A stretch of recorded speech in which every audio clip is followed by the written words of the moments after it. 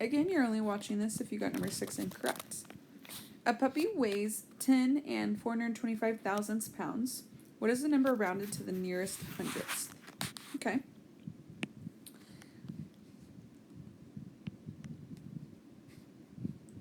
Rounded to the nearest hundredths.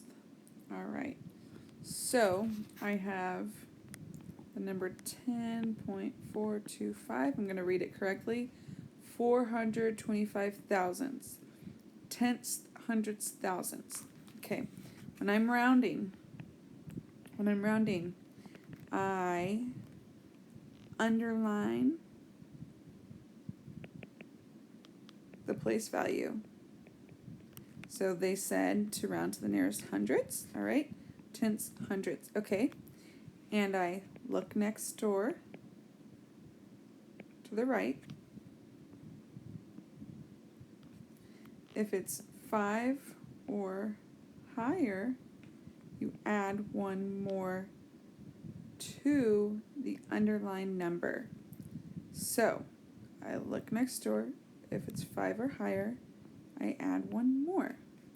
And everything after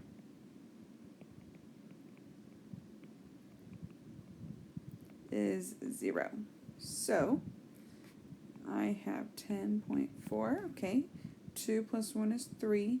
And everything after that place value becomes a 0, so that can be a 0. Now, since we're dealing with the decimal, that 0 doesn't change the value, so it doesn't have to be there. So rounded to the nearest hundredths would be 10 and 43 hundredths.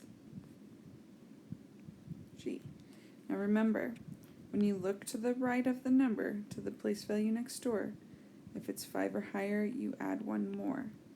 If it's 4 or less, you let it rest, meaning it stays the same, and everything after still turns to a 0. So no matter what, everything should be turning to zeros behind that place value.